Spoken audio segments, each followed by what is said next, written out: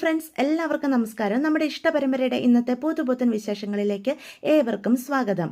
അങ്ങനെ നിവിനാണെങ്കിൽ ബാങ്കിലെ കാര്യങ്ങളെ പറ്റിയൊക്കെ വിളിച്ച് അന്വേഷിക്കുകയാണ്. ഇത് കണ്ടുകൊണ്ട് വരുന്ന രാജേശ്വരി പറയും, നീ ആർക്കു വേണ്ടിയാ ഈ കിടന്ന് കഷ്ടപ്പെടുന്നതെന്നൊക്കെ മനസ്സിലാകുന്നുണ്ട് എനിക്ക്. അരവിന്ദേട്ടൻ്റെ കുടുംബത്തോട് നിനക്കുള്ളതിനേക്കാൾ കൂടുതൽ സ്നേഹവും അറ്റാച്ച്മെൻറ്റും ഒക്കെ ഉണ്ടായിരുന്ന ആളാ ഞാൻ എൻ്റെ ജയപാലേട്ടൻ്റെ സ്ഥാനത്ത് അരവിന്ദേട്ടനെ കുഞ്ഞിലെ തൊട്ട് കണ്ടിട്ടുള്ളതും. എന്നിട്ട് ആ കുടുംബത്തിൽ സംഭവിച്ച എല്ലാ ദുരിതത്തിലും എനിക്ക് സങ്കടവും ഉണ്ട്. വേണമെങ്കിൽ ഞാൻ അവരെ സഹായിക്കാം. പക്ഷെ നീ ഇതിൻ്റെ പിന്നാലെ ഇങ്ങനെ നടക്കുന്നതിനോട് എനിക്ക് യാതൊരു താല്പര്യവും ഇല്ല എന്ന് പറയാണ്. അമ്മേ, മനസാക്ഷി ഉണ്ടതിൻ്റെ പേരിൽ ഞാൻ അവരെ ഒന്ന് സഹായിക്കാൻ നോക്കി. അതിനാണോ അമ്മ ഇങ്ങനെയൊക്കെ പറയുന്നത്? നീ ഇങ്ങനെ കണ്ട ബാങ്കുകൾ തോറും കയറി ഇറങ്ങി പൈസ ഇറക്കുന്നതൊക്കെ എനിക്ക് നാണക്കേടാ. ഈ രാജേശ്വരിയായിട്ട് ഈ നാട്ടിൽ ഉണ്ടാക്കിയിരിക്കുന്ന ഒരു പേരുണ്ട്, ഒരു റെപ്യൂട്ടേഷനുണ്ട്. അതിന് മോശം വരുന്ന രീതിയിൽ എൻ്റെ മകൻ പ്രവർത്തിച്ചാൽ അതൊരിക്കലും ഞാൻ സമ്മതിച്ച് തരത്തില്ല. വേണമെങ്കിൽ 10-20 ലക്ഷം കൊടുത്ത് അവരുടെ വീട് ഞാൻ തിരിച്ചെടുത്ത് കൊടുക്കാം. അതിൽ കൂടുതൽ ഒരു സഹായവും എനിക്ക് ചെയ്യാനും സാധിക്കില്ല. ഇല്ലമ്മേ, നമ്മൾ കാശ് കൊടുത്താലൊന്നും അവർ മേടിക്കത്തില്ല. അവർ ആത്മാഭിമാനമുള്ളവരാ. അതിന് പറയുന്ന പേര് ദുരഭിമാനമെന്നാ. അവരതും കെട്ടിപ്പിടിച്ചോണ്ടിരുന്നോട്ടെ. സഹായിക്കാൻ നമ്മൾ മനസ്സ് കാണിച്ചിട്ടും അവർക്കത് താല്പര്യമില്ലെങ്കിൽ പിന്നെ അവരുടെ വിധി അങ്ങനെ കാണാനേ എനിക്ക് പറ്റുള്ളൂ. പക്ഷെ നീ ഇനിയും ഇതിന്റെ പിന്നാലെ നടന്നുവെന്ന് ഞാൻ അറിഞ്ഞ ഇതുപോലെ ആയിരിക്കുകയല്ല ഈ രാജേശ്വരി ഇനി പെരുമാറുന്നത് എന്ന് പറഞ്ഞിട്ട് അകത്തേക്ക് കയറി പോവാണ് കേട്ടോ. അപ്പോൾ എന്ത് ചെയ്യണമെന്ന് അറിയാതെ നിവിൻ നിൽക്കുക. ഇതേ സമയം നമ്മുടെ നിളയും യമുനയും കൂടി പുഴയിൽ പോയി തുണി അലക്കും കുളിയൊക്കെയാണ് കേട്ടോ. അപ്പം നിളക്കുട്ടി അവിടെ അടുത്ത് നിൽക്കുക. ദേ, വെള്ളത്തിലൊന്നും ഇറങ്ങരുത്, ഈ പാറയിൽ നീ ഇരിക്കണം. ഞാൻ ഈ തുണി അലക്കിയതിന് ശേഷം നമുക്ക് രണ്ടാൾക്കും കൂടി ഒരുമിച്ച് കുളിക്കാം എന്ന് യമുന പറയാം. ആയിക്കോട്ടെ ചേച്ചി എന്ന് പറയണം. ദേ, നീ എന്തിനാ ഇന്ന് വിനീതേട്ടനോട് പോയി അവർ പിച്ചി മാന്തി എന്നൊക്കെ പരാതി പറഞ്ഞത്? അതുകൊണ്ടല്ലേ ഇന്നലെ നമ്മളെ അപ്പച്ചി അത്രയും ബഹളം ഉണ്ടാക്കി പാതിരാത്രി തന്നെ ആ വീട്ടിൽ നിന്ന് ഇറക്കി വിട്ടത്? ഇനി നമ്മൾ എവിടേക്ക് പോകും എന്ന് ചോദിക്കാം. അത് കേൾക്കുന്ന നീള പറയും, ഇല്ല ചേച്ചി, ഞാൻ ഒരു പരാതിയും വിനീതേട്ടനോട് പറഞ്ഞില്ല. ഞാൻ അവിടെ ഇരിക്കുകയായിരുന്നേ. അപ്പം വിനീതേട്ടൻ എൻ്റെ അടുത്ത് വന്ന് സംസാരിച്ചുകൊണ്ടിരുന്നതാ. അത് കണ്ടുകൊണ്ട് അപ്പച്ചി വന്നതാ. എന്നിട്ട് അപ്പച്ചി ഓരോന്നൊക്കെ പറഞ്ഞതാ. വിനീതേട്ടൻ ഇങ്ങോട്ടാ ചോദിച്ചത് എന്തുകൊണ്ടാ അവർ പിച്ചിയ കാര്യം പറയാതിരുന്നേന്ന്. ഞാൻ എന്ത് ചെയ്യാനാ? നീ പറയുന്നത് സത്യമായിരിക്കും, പക്ഷെ അപ്പച്ചി വിശ്വസിക്കില്ലല്ലോ. നമ്മൾ ഓരോന്നും വിനീതേട്ടനോട് പറഞ്ഞു കൊളുത്തി അപ്പച്ചി വിനീതേട്ടനിൽ നിന്ന് അകറ്റുവാണെന്നൊക്കെയാണ് പുള്ളിക്കാരി കണ്ടെത്തിയിരിക്കുന്നത്. അല്ലെങ്കിലും അപ്പച്ചിയുടെ സ്വഭാവം ഇത്രയും ദുഷ്ടത്തരമുള്ളതാണെന്ന് എനിക്ക് അറിയില്ലായിരുന്നു ചേച്ചി. അതുപോലെ ഗീത ചേച്ചിയും അച്ഛനുണ്ടായിരുന്നപ്പം ഇവർക്കൊക്കെ എന്തൊരു സ്നേഹമായിരുന്നു നമ്മളോട്. ഇപ്പം അച്ഛനില്ലാതായപ്പം അച്ഛൻ്റെ ഒപ്പം ആ സ്നേഹവും പോയി എന്ന് പറയണം. അതൊക്കെ വിട്, നീ അവിടെ അടങ്ങി ഒതുങ്ങിയിരിക്കുക. ഇനി വിനീതേട്ടനോട് ഒന്നും പറയാൻ നിൽക്കണ്ട കേട്ടോ.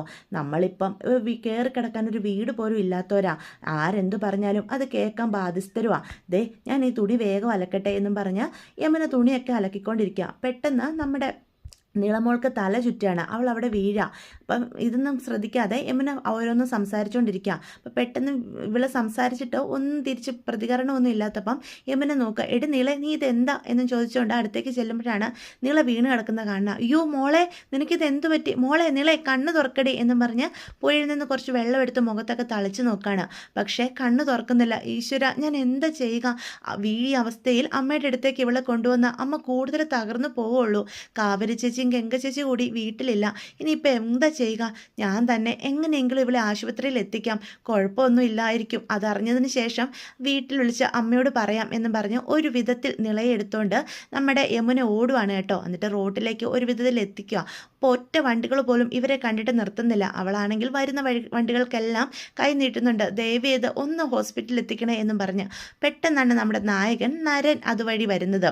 അപ്പം നരൻ്റെ വണ്ടി കാണുമ്പം ആ വണ്ടിക്കും നമ്മുടെ യമുന കൈ നീട്ടാണ്. പ്ലീസ് സാർ, എൻ്റെ അനിയത്തി അവൾ തല കറങ്ങി വീണു, ഹോസ്പിറ്റലിൽ എത്തിക്കാൻ ഒന്ന് സഹായിക്കണേ. ഞാൻ ഒരുപാട് വണ്ടികൾക്ക് കൈ കാണിച്ചു, ആരും നിർത്തുന്നില്ല എന്നൊക്കെ ഇങ്ങനെ പറയാണ് കേട്ടോ. അപ്പം നരൻ വണ്ടിയാണെങ്കിൽ നിർത്തുന്നുണ്ടായിരുന്നു. അപ്പോൾ പറയും, കയറിക്കോളൂ, ഞാൻ ഹോസ്പിറ്റലിൽ എത്തിക്കാം എന്ന് പറയുന്ന ഈ യമുനയാണ് ഒരു വിധത്തിൽ നിളയനെ എടുത്ത് തോളിൽ ഇട്ടുകൊണ്ട് വണ്ടിയുടെ അടുത്തേക്ക് ചെല്ലുക. എന്നിട്ട് വാതിൽ തുറക്കാൻ നോക്കും. സാർ പ്ലീസ്, ഈ വാതിലൊന്ന് തുറന്നു തരുമോ എന്ന് ചോദിക്കുകയാണ് കേട്ടോ.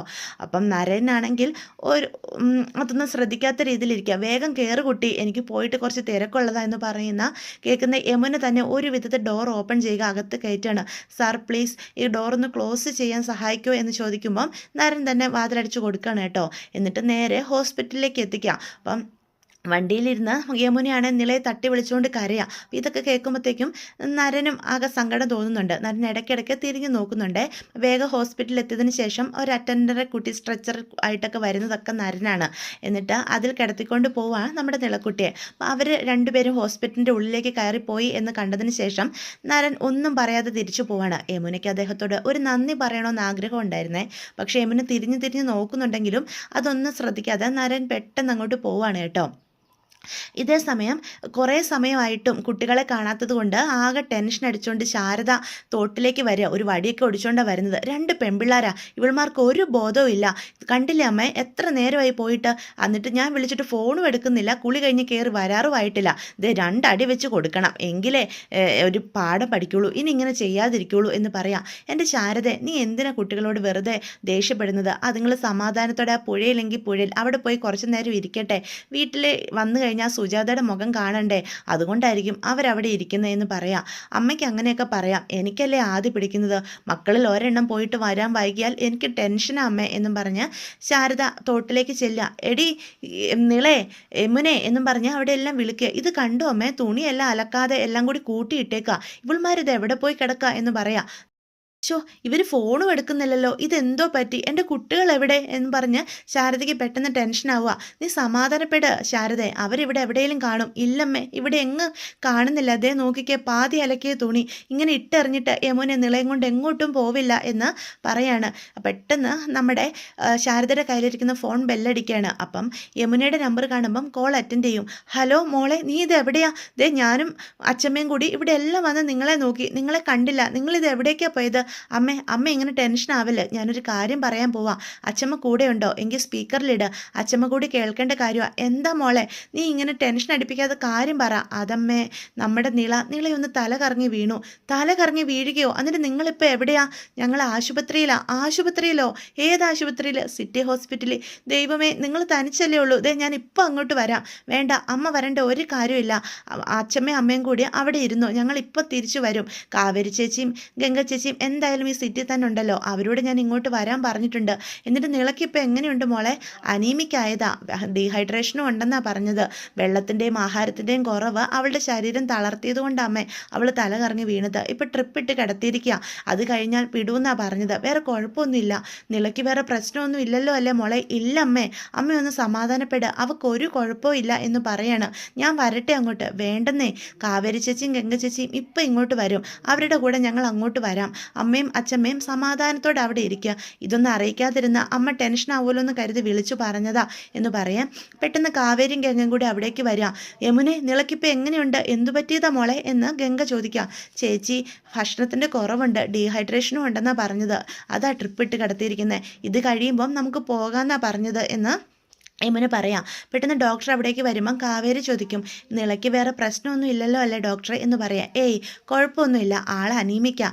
ഞാൻ ഒരു ടെസ്റ്റിന് എഴുതാം, ഈ ടെസ്റ്റ് ഒന്ന് ചെയ്ത് അതിൻ്റെ റിസൾട്ട് എന്നെ ഒന്ന് കൊണ്ട് കാണിക്കണം കേട്ടോ എന്ന് പറയാം. അപ്പം പെട്ടെന്ന് ആയിട്ട് കാവേരി ചോദിക്കും, എന്തെങ്കിലും പ്രശ്നമുണ്ടോ എൻ്റെ അനിയത്തിക്ക്? ഏയ്, ഒരു കുഴപ്പമില്ല, ചെറിയൊരു ഡൗട്ട്, അതൊന്ന് ക്ലിയർ ചെയ്യാൻ വേണ്ടിയിട്ടാണ്. കുഴപ്പമൊന്നും ഇല്ലെങ്കിൽ ഇപ്പം തന്നെ നിങ്ങൾക്ക് വീട്ടിലേക്ക് മടങ്ങി പോകാം ട്രിപ്പ് കഴിഞ്ഞതിന് ശേഷം എന്ന് പറഞ്ഞ് ഡോക്ടർ അവിടെ നിന്ന് പോവുകയാണ് കേട്ടോ. അതേസമയം ആ പുഴക്കരയിൽ തന്നെ ശാരദ അവിടെ ഇരിക്കുക. എന്നിട്ട് തലയ്ക്ക് കൈയും കൊടുത്തിരിക്കുക. എന്തൊരു ഗതികെട്ട അമ്മ ഞാൻ. എൻ്റെ മക്കൾക്ക് വയറ് നിറച്ച് 3 നേരം ആഹാരം കൊടുക്കാൻ പോലും എനിക്ക് നിവൃത്തിയില്ലല്ലോ.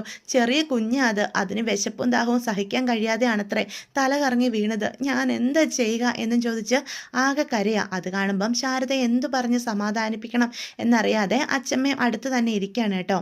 ഇതേ സമയം യമുന ചോദിക്കും, ചേച്ചി നിങ്ങൾ ബാങ്കിൽ പോയിട്ട് എന്തായി കാര്യങ്ങൾ? അവിടെ ചെന്നപ്പോഴല്ലേ മോളെ കാര്യങ്ങളൊക്കെ അറിയാൻ പറ്റിയത്. ആ ബാങ്ക് മാനേജർ നമ്മളെ ശരിക്കും മുതലെടുക്കുക. അവർക്ക് നമ്മളെ എങ്ങനെയെങ്കിലും ആ വീട്ടിൽ നിന്ന് ഇറക്കി വിടണമായിരുന്നു. അതിന് അവരില്ലാത്ത വാഗ്ദാനങ്ങളൊക്കെ തന്ന് അടയ്ക്കാനുള്ള കാശ് അടച്ചാൽ വീട് തിരിച്ചെടുത്ത് തരാമെന്നൊക്കെ പറഞ്ഞത്. ഇപ്പം പറയാം കാശ് മുഴുവനും അടയ്ക്കണമെന്ന്. ഏകദേശം 10-30 ലക്ഷം രൂപയോളം നമ്മൾ അടയ്ക്കാനുണ്ടത്രേ. അത് മുഴുവനും അടച്ച് നമ്മുടെ ലോൺ ക്ലോസ് ചെയ്താൽ മാത്രമേ വീട് തിരിച്ചു തരുള്ളൂന്ന്. ഓരോരോ മുട്ടാപ്പോക്ക് ന്യായങ്ങൾ അയാൾ പറയുന്നത് എന്ന് പറയാണ്. അത് കേൾക്കുമ്പോഴത്തേക്കും യമുന പറയും, ജയബാലങ്കിളിനോട് നമുക്കൊന്ന് ചോദിച്ചാലോ? ദേ നീ മിണ്ടരുത്. ജയബാലങ്കിൾ അയാൾക്ക് എല്ലാ കാര്യങ്ങളും അറിയാവുന്നതല്ലേ. നമ്മുടെ അച്ഛൻ മരിച്ച കാര്യവും അച്ഛൻ്റെ എല്ലാ കാര്യങ്ങളും നോക്കിയിരുന്നത് ജയബാലങ്കിളാണ് ആരാണെന്നും ഒക്കെ അയാൾക്കറിയാം. അന്ന് വീട്ടിൽ വന്നു, എന്നിട്ട് നമ്മളെ ഒരു വിധത്തിൽ അവിടെ നിന്ന് ഇറക്കി കൊടുത്ത ആ ബാങ്കുകാർക്ക് സഹായം ചെയ്യുന്നത് പോലെ ചെയ്തിട്ട് പോയത് ആരാ? നീ ഈ പറഞ്ഞ ജയപാലങ്ങളല്ലേ? എന്നിട്ട് തിരിഞ്ഞു നോക്കിയോ, നമുക്ക് താമസിക്കാൻ ഒരു വീടില്ലെന്ന് അറിയാം. എന്നിട്ട് സുജാത അപ്പച്ചിയുടെ വീട്ടിലേക്ക് ഒരു തവണയെങ്കിലും വന്നിട്ടുണ്ടോ? ബാങ്കിലെ കാര്യങ്ങളൊക്കെ ഒന്ന് പോയി അന്വേഷിച്ച് അറിഞ്ഞ് ഞങ്ങളോട് പറയണമെന്ന് ഞാൻ പോയി അപേക്ഷിച്ചതാ. എന്നിട്ട് ചെയ്യാമെന്ന് പറഞ്ഞതല്ലാതെ എന്തെങ്കിലും കാര്യങ്ങൾ നമ്മളെ അറിയിച്ചോ? ഇല്ലല്ലോ.